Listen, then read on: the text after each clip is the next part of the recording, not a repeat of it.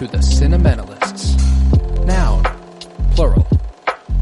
Definition, those whose love for movies runs so deep, they can't help but do a podcast about them. Hosted by Colton Robertson and Joseph George.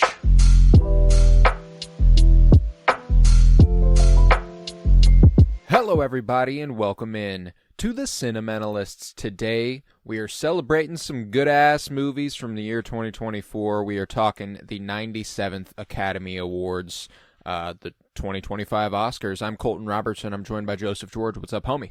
Oh, what up, what up? Always a pleasure to be here. Oh, and it's always a pleasure to have you. Obviously, this is a little bit of a bonus episode for us on the Cinementalists. We usually talk about one movie, and then we did the top 100 a couple weeks back. But yeah, this is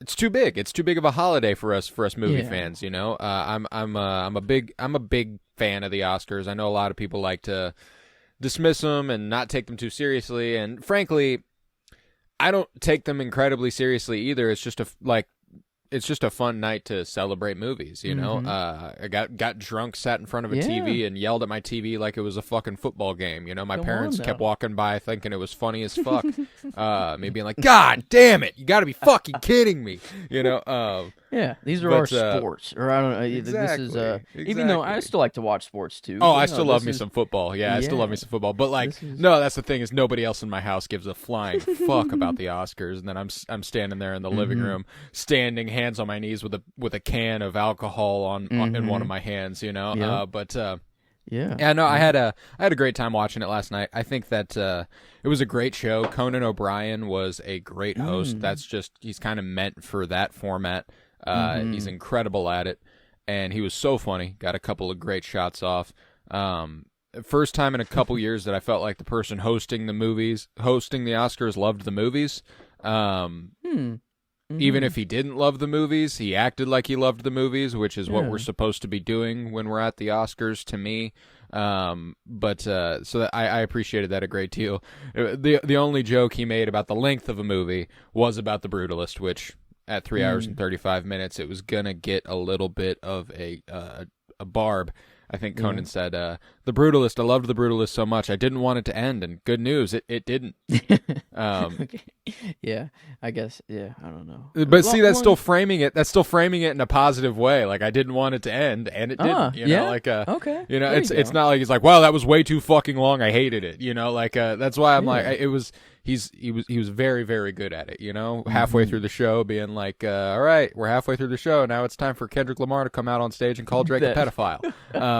That's good stuff. Yeah, that was very good. I sadly got into it a little late. That was really early in my viewing, hearing that. So like he was coming out spitting for me. I don't know. It was really good. I wish I got the whole thing in, but dude, when Honora saw some success and Conan said, well, it looks like Americans are just happy to see someone stand up to a powerful Russian.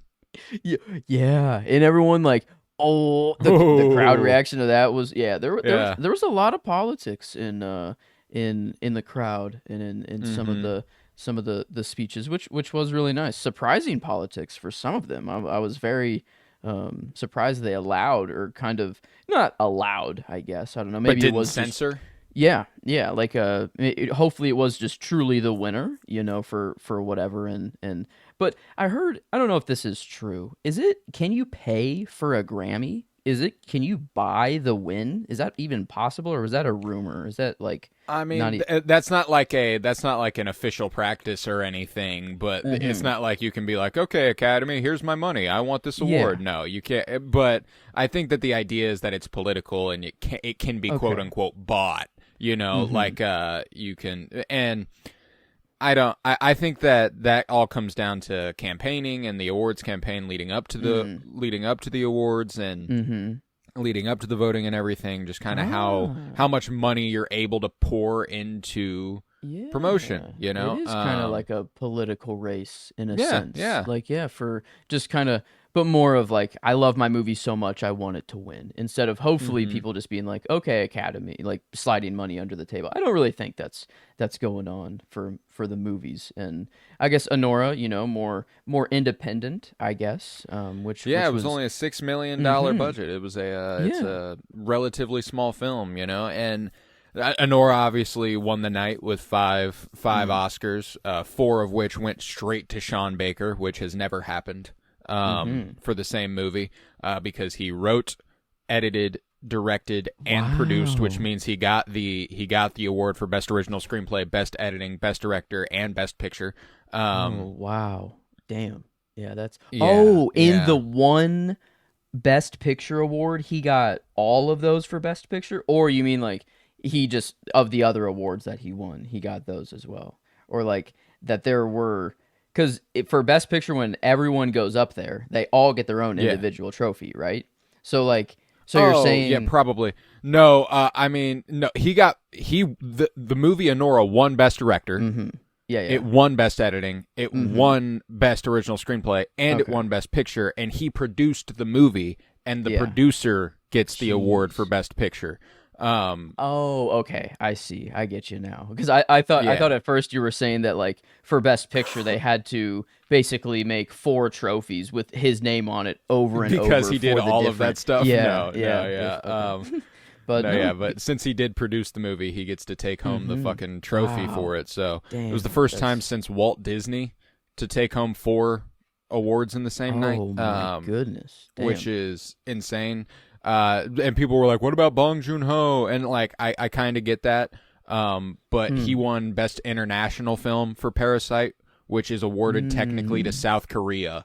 It's not. It's awarded to the country? It's literally the country. Yeah, it's literally the country. It's not the person who made the movie. Because every country around the world gets one submission. You get one movie that you submit to the Oscars. Like, this is our movie for the year.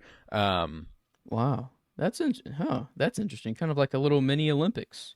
Yeah, 100%. I think it's actually a pretty cool practice, and people have always been like, why is the foreign film so limited? Well, and I'm like, every country, a lot of countries have their own award show, you know? Like that's we get one foreign film or a few foreign film nominations in other countries, you know, like that's kind of how it goes. I don't know. But I don't. But that's the thing, is that we still do. They've grown, I feel like, to include a lot more foreign film also. You know, like in the Best Picture nominees, we did have I'm Still Here and Amelia Perez, which were both nominated for Best Foreign Language Film, or Best International Film, I should say.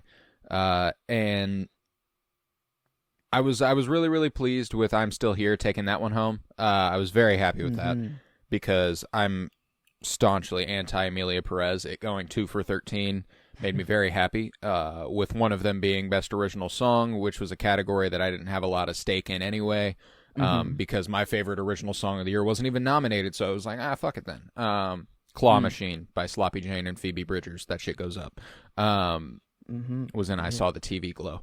But yeah, like I'm Still Here taking that win was very, very pleasing, and it was relatively early in the night, so it was one of those things where it was like, oh, sweet, Amelia Perez isn't winning that much if I'm Still Here beat it in international film, you know, like it can't win Best Picture at this point, you know, because they were both also nominated for that, which was a great deal of joy for me. But I actually got to watch I'm Still Here the night before the Oscars, and I got 3 in under the wire.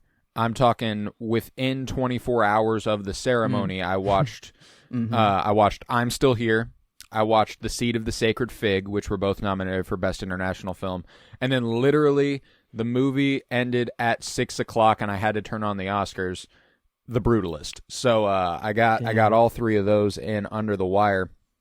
Bringing my total for the year to 27 of the 35 feature films nominated. I missed 3 of the documentaries, Soundtrack to a Coup d'etat, Black Box Diaries, and Porcelain War.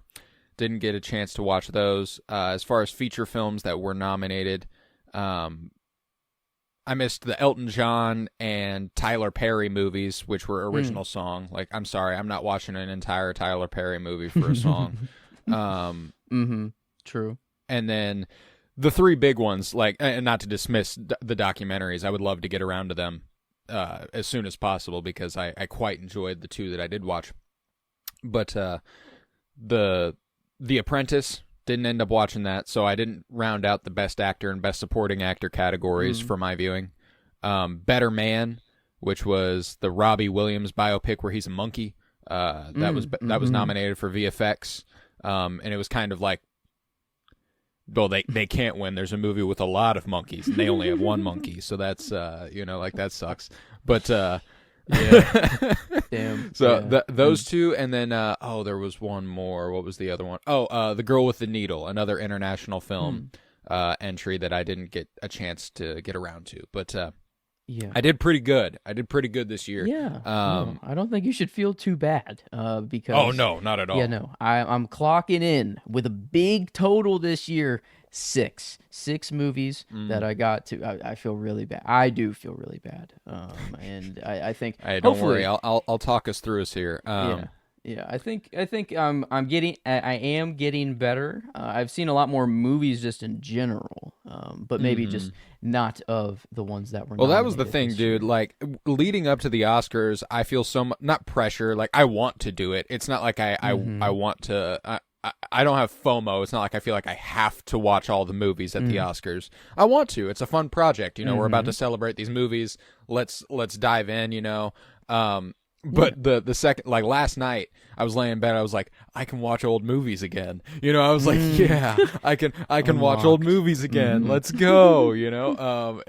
Because like for a couple weeks here, I'm just blitzing 2020 something shit. But and but it is a great deal of fun. I watched every movie that won an Oscar last night. I saw, so that's a fun. There you go.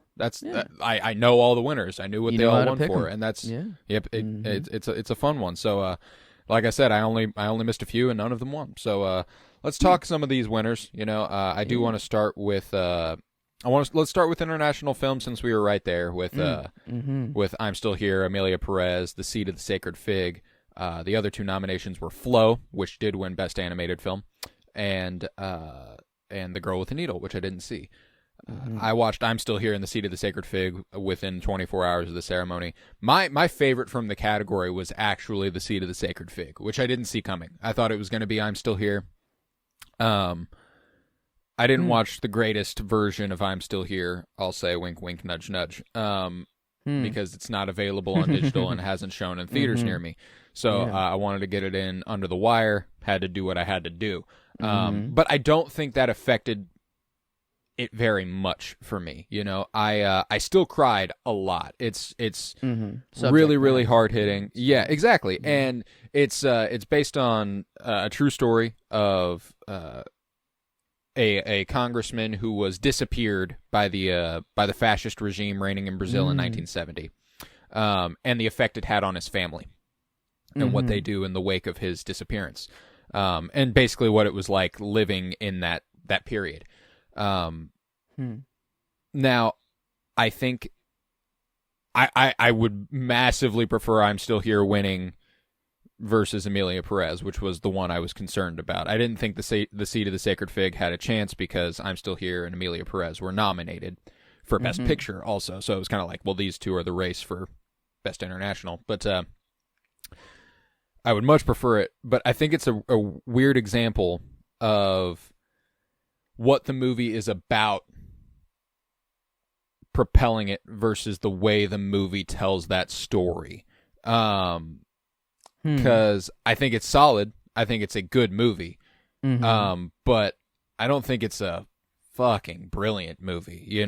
Fernanda Torres, the lead actress, is great. She's absolutely astounding, and she got nominated for Best Actress.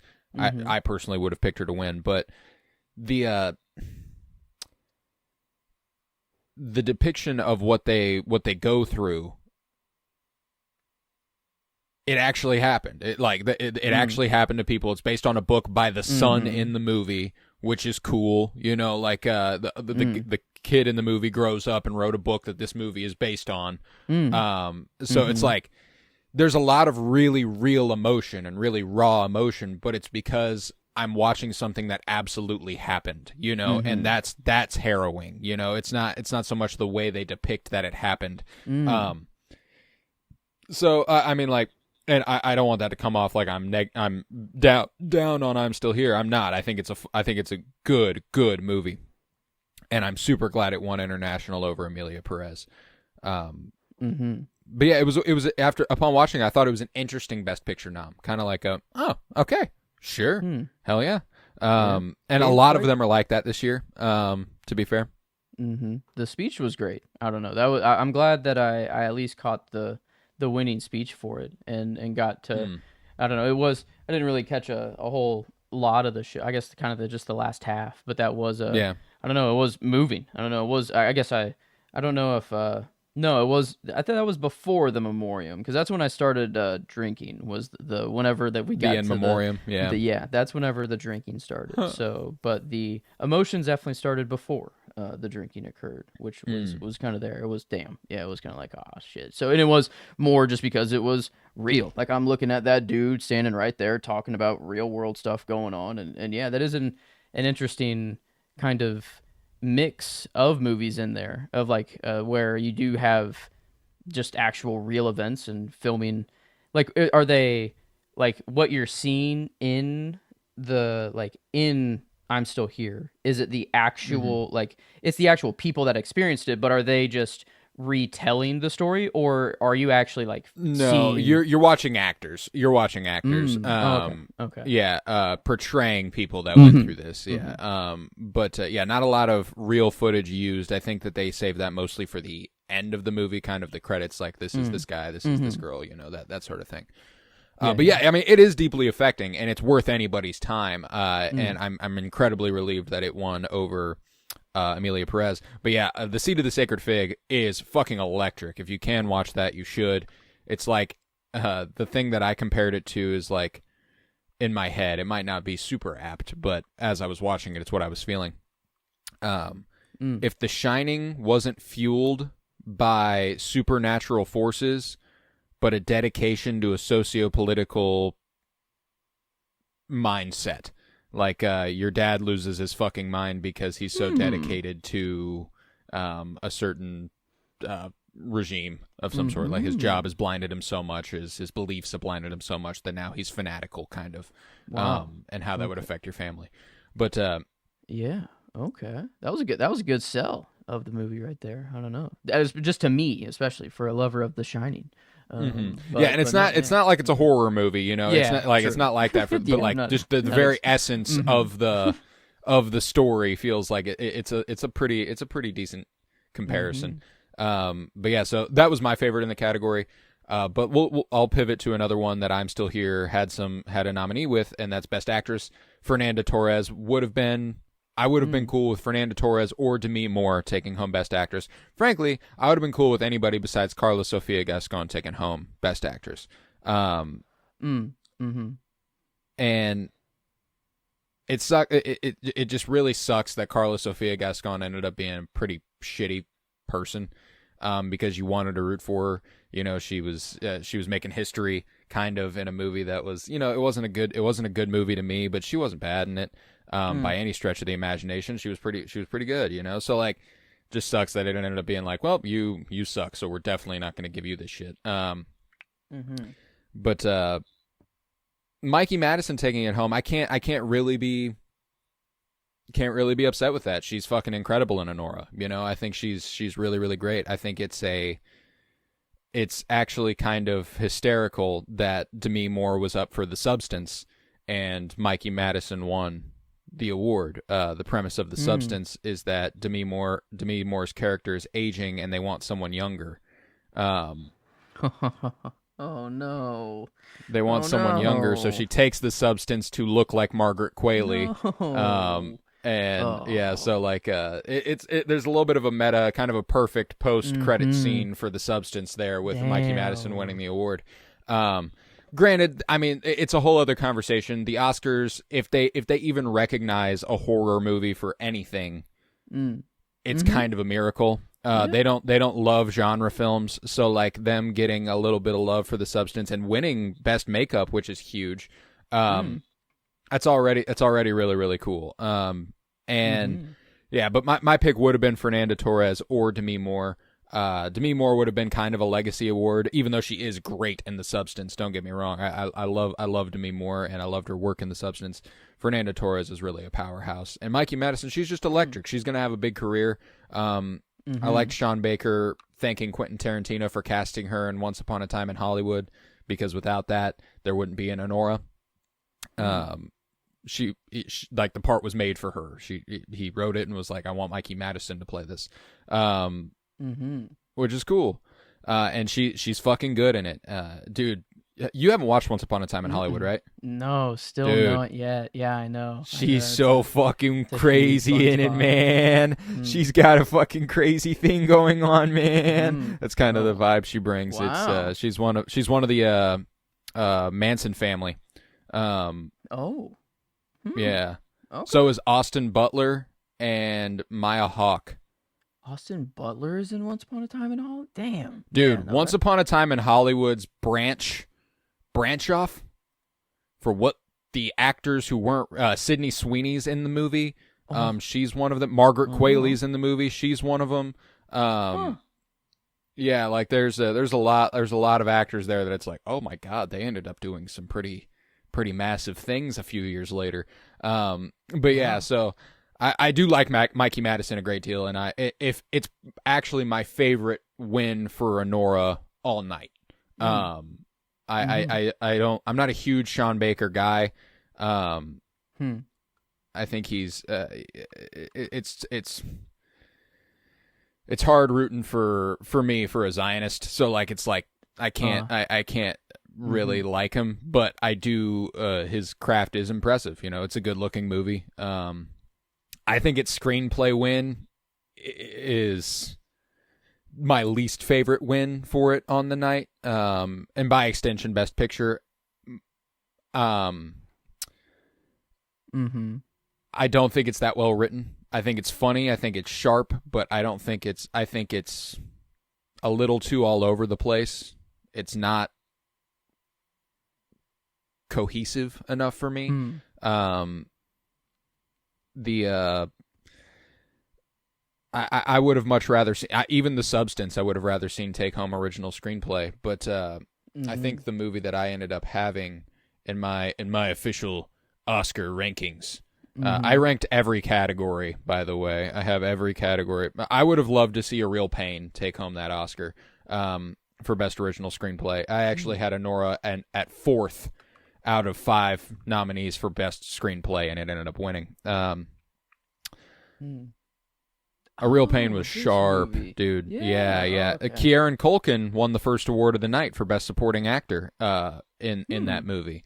And that's who I wanted. That's who won. I'm very, very happy with that. I loved that choice. It was a great way to kick off the night. His speech was hysterical.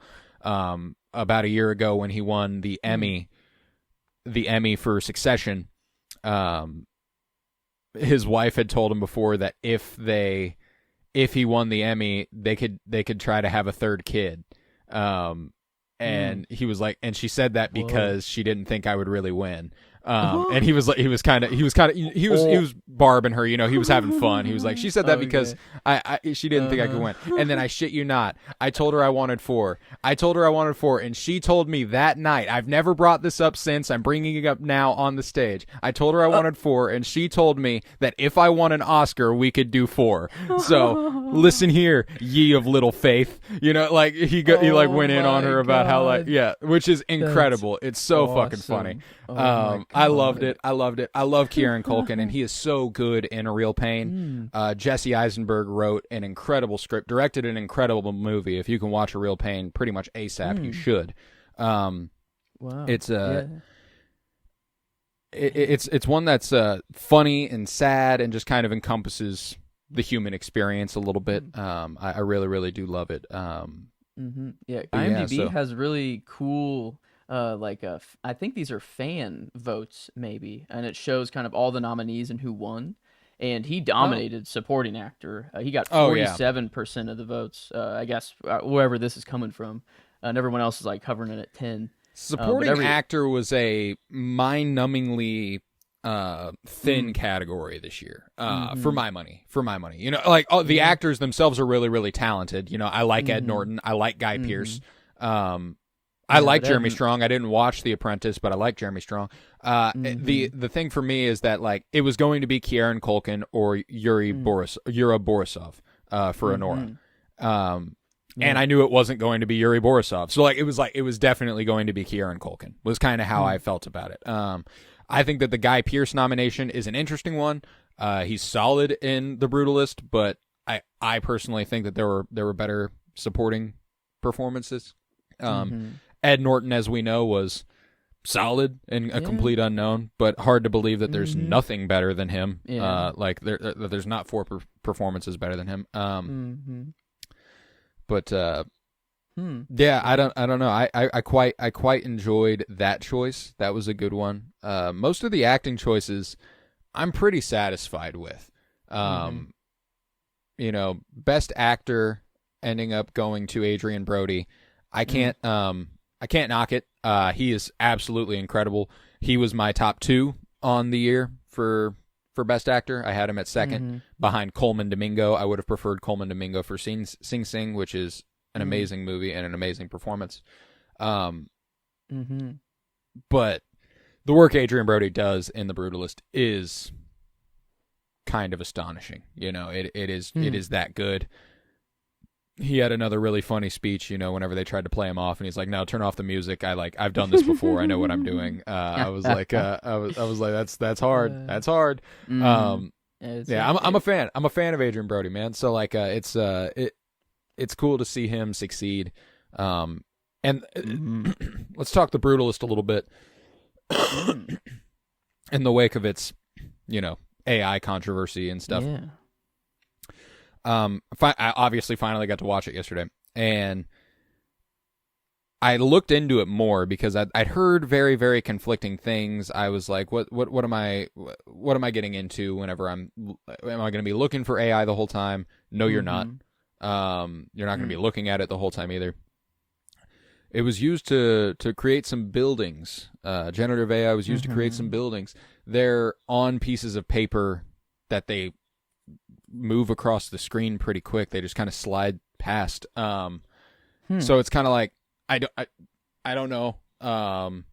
Maybe I think that's what was generative AI. That's the thing too, is I can't tell, which is scary. That's not good. I don't like that I can't tell.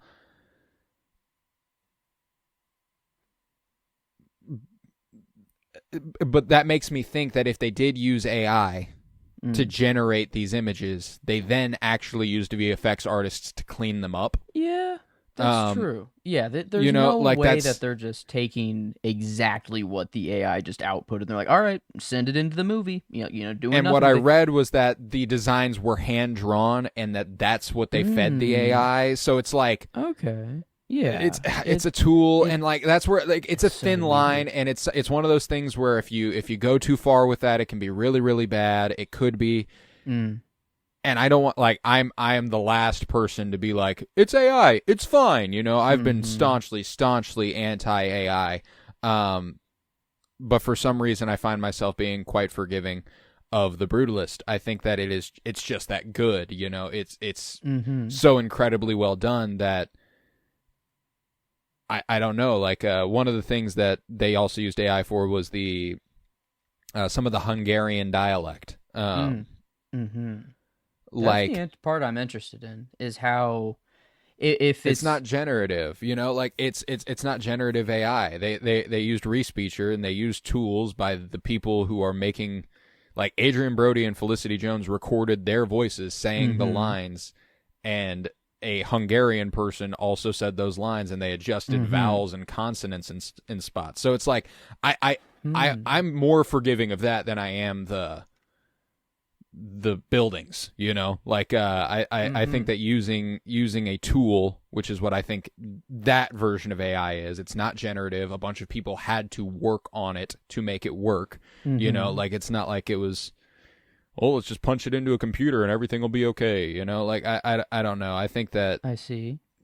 Generally, there's a lot more nuance to the AI issue than people like to treat it. Regardless, it is. I'm happy that it. Oh, go ahead. Sorry. I was gonna in a Marvel movie where what you're looking at is pretty much 100% just built in a computer.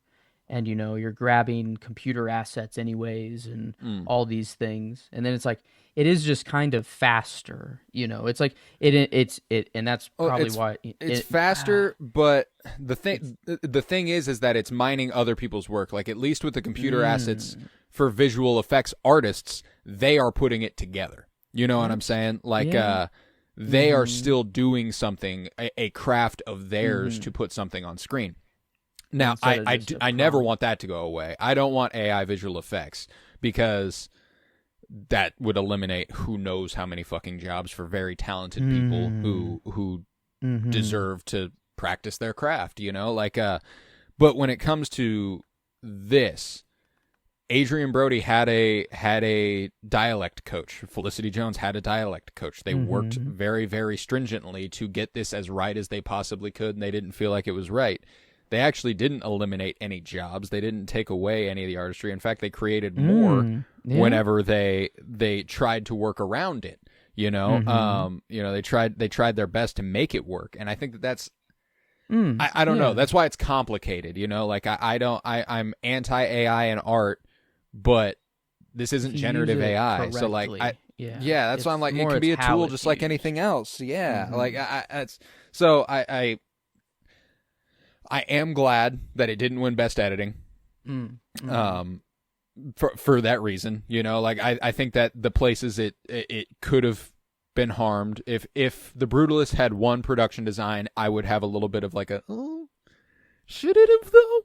Should it have though? Because some of that's just not real. It didn't win I guess editing. playing It didn't win devil's director. advocate. Like, I haven't seen The Brutalist, so Adrian Brody's performance can just be really, really good. But, like, with the AI thing, he couldn't it's still kind of in his performance to say, to act Hungarian and, like, to get there. And then to have AI kind of help him sound more Hungarian, is that adding to his performance, in a way that a normal and human obviously couldn't. this is all it's tough, because it was probably it was definitely PR, bouncing back, trying to save the reputation. But Brady Corbett, the director, said that legitimately what you are hearing is Adrian Brody. They just make certain letters in what they are saying sharper or rounder to define the word nicer, to, like, actually just slightly more accurately make it Hungarian, which is why I don't think they needed to do it. First off, that's that off rip. I don't think they needed to do it at all. I kind of wish they hadn't, and we could have avoided this whole fucking thing, But he doesn't speak in Hungarian a lot. It's not something he spends a lot of the movie doing. Okay. So it's not even the whole time. Oh, okay. So I guess I was kind of operating that it was kind of the whole movie, that it was. No. I mean, he talks with accent, yes, but he does not. He doesn't speak Hungarian unless he's writing letters, and in those moments it becomes voiceover. I see. Okay. Yeah. So, like, it's. Yeah, I'm like, it's definitely one of those things where upon watching it, I could forgive it quite a bit. Before watching it, I was kind of like, well, fuck this. But then watching it, I was like, oh, okay. Like, but again, it's a slippery slope. If we forgive it too much, how much do they take advantage of that? All that good stuff. So it's complicated, man. But ultimately, I am satisfied with the best cinematography win for it also. God damn, gorgeous movie. I would have been very satisfied with essentially any of those, again, aside from Amelia Perez. Just confounding that got 13 nominations. No idea how that happened. No fucking clue. Yeah. That's the amount of nominations Everything Everywhere All at Once got. Damn. That's sad. That is not okay. No. At least they got the lowest amount of votes by far in the Best Picture, like, for the popular vote. I mean, it got 3%, I guess. So 3 nominations, it got 3% of the crowd, I guess, liking it. But Man, yeah. I don't know. It feels like there's always, I don't know, it feels like there's always one kind of movie that you just have to shit on or that you hate that's in the lot of in the Academy. And then I don't know, usually it seems to win something. Or they always have some common trends every year. And I thought they were going to do the thing you hated this year and giving Nora all of the awards and then not giving the best picture. That usually happens on a technical level. You know, like it's typically like, oh, this movie won best editing, best sound, best score, best best cinematography. It won all these things that make a movie. Now, when it comes to the film that's winning best director and best writer, if that happens, if best original screenplay and best director goes to the same movie, the best picture is going to that movie. You know, that, I mean, I'd be interested in seeing how often that hasn't happened. But one thing I was curious about, because Emilia Perez only got 13 nominations, it won 2 awards. One of which was for Zoe Saldana as the best supporting actress, which if it was going to win one all night, that's the one I want. I'm okay with that. The other one was original song, which I didn't really give a fuck about, you know? So who cares? Yeah. They care. I don't want to dismiss it. They clearly care. They got on stage and sung afterwards. That was kind of. I muted the shit. I muted the TV.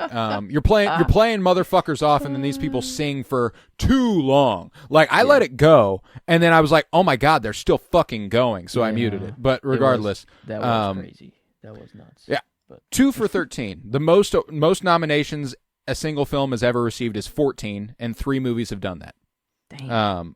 All About Eve, 1950, Titanic, 1997, and La La Land, 2016. Ooh. Now, those got one more nomination. All About Eve won 6. More okay. Anyway, so that's crazy enough. That those movies they got 14 nominations. Emilia Perez got 13. Okay. Now, All About Eve won 6 of those. La La Land won 6 of those. Titanic won 11 of its 14. Okay. Yeah. As it should. So, Emilia Perez winning 2 out of the 13 it was nominated for kind of shows how hollow their stock in that film was anyway. Yeah. You know, like 6 being the low bar. Actually, for the most nominated film ever, which is that's crazy, and who knows, you know, maybe there's some other bangers in. Well, I mean, like just a couple years ago, Everything Everywhere All at Once got 13 noms, and it won Best Actress, Best Supporting Actress, Best Supporting Actor, Best Directors, Best Original Screenplay, Best Picture. Like it won at least, I think it won Best Editing. Like it won 7 of its 13. So like. Oppenheimer last year, it probably I think it got 13, maybe 12 or 11, but even then, it definitely won more than 2. You know, like that's whenever that happens, and that doesn't happen often, that's the most, our belief in this film was already hollow. We didn't love it anyway. We just wanted to come off as inclusive to the trans community, so we gave Emilia Perez a bunch of nominations. There were so many great trans movies last year. I can't comprehend why this is the one they latched onto. It just kind of boggles the mind for me, because it's as I said, not very good. And I don't think it's great representation. I don't think it's. I think it's just. It's not great. Zoe Saldana, unquestionably good though. So like, I can't really complain about her winning Best Supporting Actress. Ariana Grande is who I would have loved seeing to win that category. She was so good as Glinda, in Wicked, but it is what it is. Wicked brought home a couple costumes and production design, which, yeah, fair. Naturally. You know, like I mean. When it comes to the costumes, they really, I mean, there's just so many of them, you know, like when it came to like Dune, it's like, it's all in the same vein. Those costumes are really impressive, you know, but like, what are we going to do here? Gladiator 2, kind of the same thing. Let's see. I was hoping Gladiator would go kind of back to back. Like Gladiator 1 I don't know if it actually won costume design in the real awards. It did. I was kind of thinking, okay, yeah, for ours. I was thinking like it definitely won for ours whenever we were deciding our 52-year journey, I think. It won the whole mega. I don't know if it won mega costume, but I know it won. I think we might have given that to Star Wars. Yeah, it's kind of tough to beat Star Wars, but But Gladiator, I don't know. I was really hoping it would come around. And yeah, the costumes, I don't know. It really just didn't. It didn't really do it for you me. know. Yeah, it was. And that's the thing, like Conclave is a bunch of cardinals. You know, like they're all dressed roughly the same. A complete unknown. It's just like 60s, which is cool. You know, like and I don't want to dismiss any of these films. Like they are all very, very impressive. I'm not trying to be like, well, this is clearly shit compared to that. No, they're all really, really good. It's just Conclave. Isn't that just what the real Cardinals wear like now? Like but they had to design all of those. You know, like it's they still had to put them all together and everything. I guess that's true. Yeah, I guess it's they're.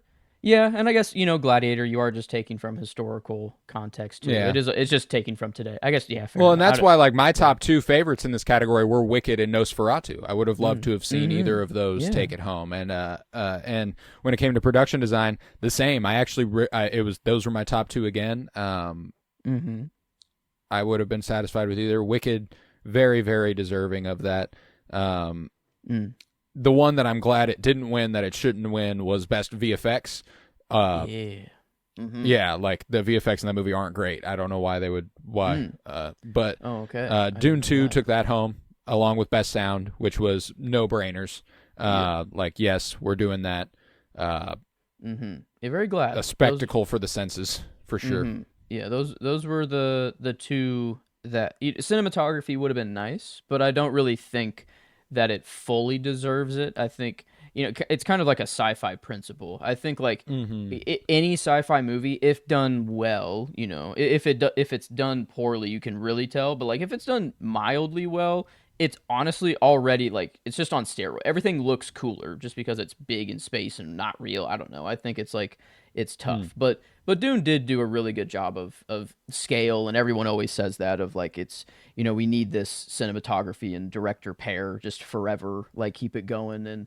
But I don't know, the two Dune one I was really satisfied with. I think that the sound is definitely the most important part of that movie. I think like I would rather watch the movie. Ooh, that's an interesting question. Yeah, would I rather watch it blind or deaf? I think blind. I think I'd rather hear the movie and all of the. I don't know. I think I could gather what's going on with just the sound. Yeah, that's a tough question. I don't know. It is. The tough. Visuals are sick, and gorgeous movie. That's why I'm like, it won VFX though. I think that was kind of the compensation a little bit in that category because Greg Fraser did win for Dune. Did win for the first Dune in cinematography. But let's see. I don't have many other categories left here to go over. Animated film. I thought Flow was well deserving. Memoir of a Snail would have been my runner-up. Damn it, Wallace. I mean, it was a fun. Didn't win. Nope, didn't win. Damn shame. Damn. It's frankly just kind of a industry victory that Wild Robot didn't win. Yeah. Like I really do. I loved that movie. I think it's great, but it's big budget, big studio. It's cool that Flow managed to take it home, and it was the first Oscar win for a movie from that country. It was Latvia. Yeah. Latvia had never taken home an Oscar, and they finally did. Nice. But best makeup, I think we talked The Substance briefly. Would have been cool with, I mean, Nosferatu would have been sick, as, Count Orlok in that movie is pretty well put together. Wicked would have been understandable with Cynthia Erivo in green the whole time. My favorite was personally A Different Man, Sebastian Stan. The what they do to him in that movie is really, really impressive. I love that. But the single biggest win of the night, for my money, is No Other Land taking home Best Documentary. Definitely the most important win, I would say. I only watched two of the nominated documentary features. Okay, that was the speech that I meant. I'm Still Here. When we were talking about, okay, not international. Okay, that's what. Okay, now I'm right. It felt a little wrong back then, but yeah, no, this one, okay, was the good one. Dude. Sorry to interrupt. Oh yeah. Oh, you're okay. Yeah, it was a huge moment. I really, really loved watching these people be platformed to talk about this. The fact that the Oscar voting body wasn't dominated by Zionists kind of blows me away, you know? Yeah. I mean, I'm very, very happy that No Other Land got this win. It's deeply affecting, dude. It doesn't have a U.S. distributor yet. If you are interested in watching it, I have a means. It's called Plex. Yeah. Okay. And you sign up for Solidarity Cinema, a very, very cool service that provides all sorts of movies for free over there. Solidarity. Interesting. Yeah. Solidarity. But Solidarity Cinema, a very, very cool resource if you look that up. But No Other Land was a great documentary. It's deeply, deeply sad. Just watching this Palestinian village be displaced by Israel occupational forces coming in and going, hey, this is military training ground. And they're like, nope, this is where I've lived my entire life. And they're like, nope, not anymore. This is military training ground. You're going to have to go. And them refusing to leave, them forcing them to leave. It's really disappointing. But to get somebody on TV with over 1 billion people watching around the world, as Conan said at the beginning of the night, damn, to ask for the end of the ethnic cleansing of Palestinians. Very, very cool to be able to see that. And is that true? Absolutely. 1 billion people? That's what Conan said. Being watched by 1 billion people around the world, which I found hard to believe. But yeah, wow. Is anything hit 1 billion live viewer? That just feels like, I don't know. I don't know why that well, I've got some soccer matches definitely, or something like that. He might have been being facetious, but I don't know. He didn't seem to appear to be joking when he said it. Yeah, but wow. But yeah, anyway, I guess the principle is still there. Like you're speaking on the largest even if it's stage, not 1 billion, like this is the world. largest stage for movies there is. You know, that's why I'm like I was very, very happy with that win. I was shocked that it did win. I wanted it to win. Sugar Cane is also a brilliant documentary, very, very harrowing. Soundtrack to a Coup d'etat was really interestingly put together. That was what I thought was going to win, just because it was a little safer. But yeah, no, I was very happy with No Other Land winning. Biggest disappointment of the night for me, Nickel Boys going home empty-handed. I think it deserved adapted screenplay. At the very least, I think it deserved Best Picture. I think it deserved Best Director and Best Cinematography. It wasn't nominated in those two categories, but like, there's just all sorts of stuff that I think it should have been nominated for that it wasn't. Conclave won Best Adapted Screenplay, which is fine. You know, it's a good screenplay. Yeah, it's solid. The thing is that Conclave was kind of a return to form. Movies like that used to get made all the fucking time. Yeah. And now they don't. So it was like, holy shit, we love this. That's kind of how I look at it. Yeah. People love the religious movies too. I feel like if it's made well and it just looks good and it has religion, it's like, oh, this shit is just cinema. I don't know. I feel like it's kind of held to a different pedestal. But yeah, you're right. I was surprised that Conclave didn't take home Best Score. You know, The Brutalist did, which, Brutalist has a score on it. If you can listen to that, that was one of those awards that I'm quite happy with. But yeah, I thought Conclave was going to take home score for sure. Makes me all the more pissed that All Quiet on the Western Front won a couple years ago. Worse score with tougher competition. What the fuck? Yeah. But but yeah, that was I don't know. Brutalist. I'll listen to that. But dude, it's gorgeous. I love that score. Yeah. But yeah, I mean, Anora winning Best Picture. All right, you know, okay. It was it was middle. It was upper middle for me in my top 10. I'll tell you my ranking of the Best Picture movies right now. Actually, I have them all right here. I'll go from the bottom up. At 10, I have Amelia Perez. No surprise there. Shit ass movie. 9, I have 9. I have Conclave. I enjoy Conclave. But I didn't. 8, I have Wicked. I don't technically think Wicked's a better movie than Conclave. I just have a lot of fun watching it, so it couldn't rise up the list, but I would put it above Conclave. 7, I have A Complete Unknown. Good movie. You saw that one. That was a good movie. Yeah. 6, I'm Still Here. Bottom half. I didn't want it to be bottom half, but it was. It was just one of those where it's like, yeah, sure. Similar to A Complete Unknown, where I think it's like more what it's about kind of propelled it a little bit, And A Complete Unknown actually went empty-handed on the night for as many award nominations as it had. Didn't win a single thing. Only Nickel Boys and A Complete Unknown from the Best Picture category went home empty-handed. Everything else won something. A Complete Unknown going empty-handed, surprising but not disappointing. Nickel Boys going empty-handed, unsurprising and deeply disappointing. That's how I look at it. But 5, The Substance. 4, The Brutalist. 3, Anora. 2, Dune 2. 1, Nickel Boys.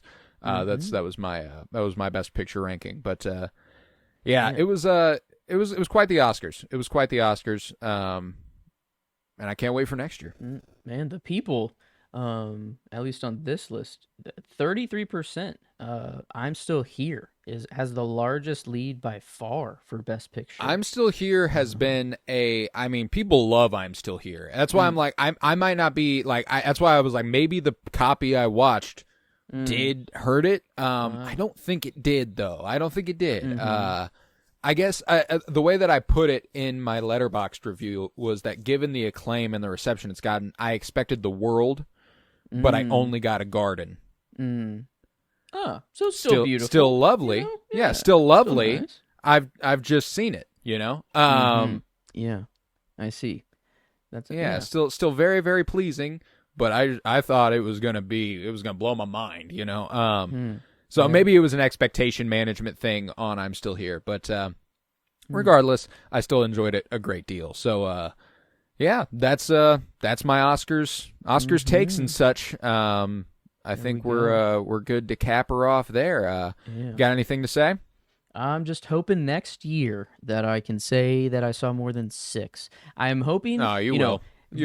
At least bare minimum, I need to have seen all of the Best Picture nominations. I'm setting that goal definitely now for the next season.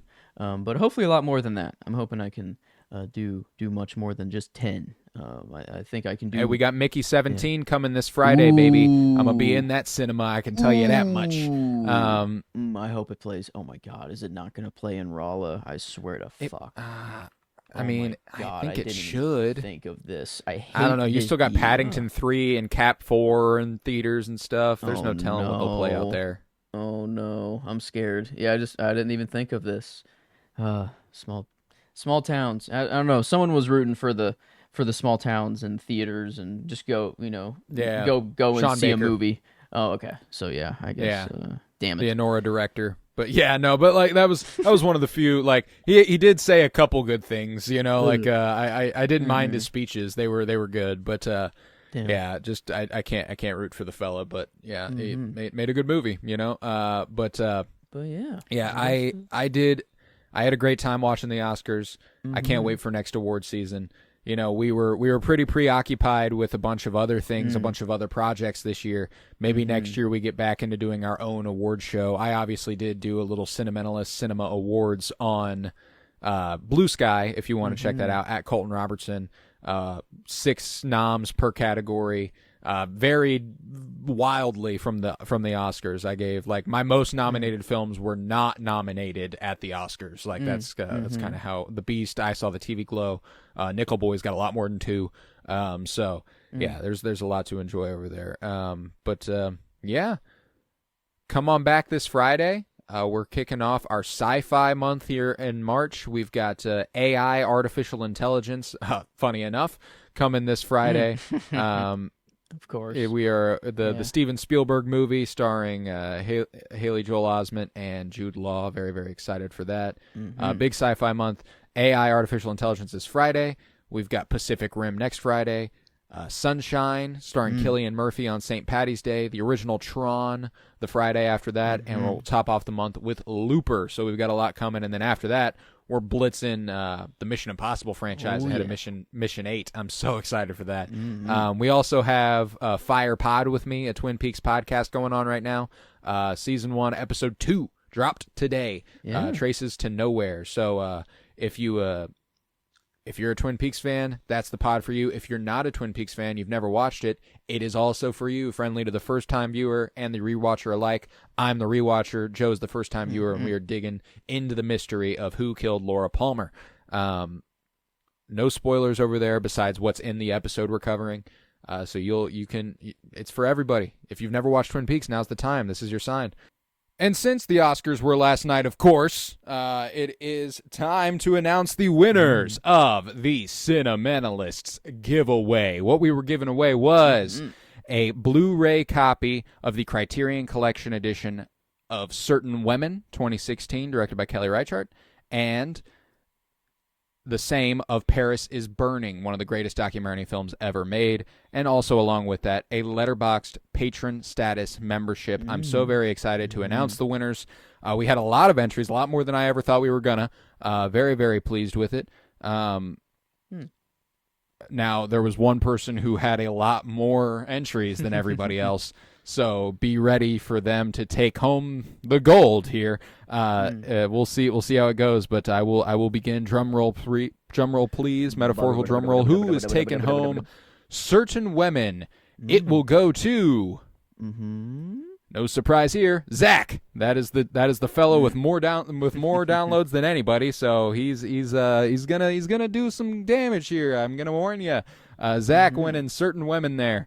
All right, now we are up to Paris is Burning. Drum roll, please.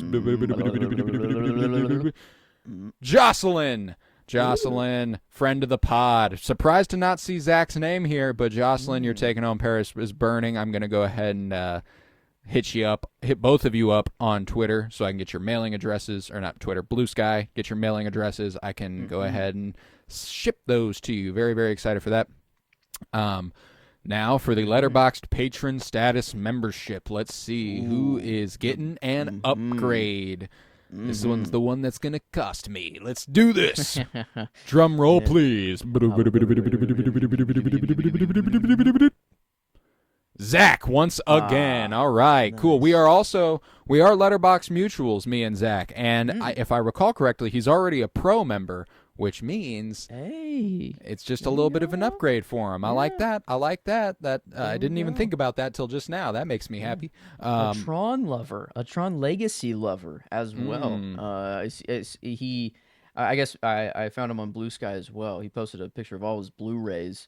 And I saw Twin Peaks. He has the whole collection. Oh, Zach's a real motherfucker, man. We've been we were Twitter moots prior to being Bluesky mutuals. I mean, we've been in each other's Twitter sphere for a couple years now. So it was very, very cool that he entered the giveaway, and he's walking away with a new Blu-ray. Yeah. New Criterion Collection, and a little upgrade on Letterboxd. And Jocelyn, very, very close friend of the pod. Love her to death. One of my favorite, again, Twitter mutuals now, Bluesky mutual.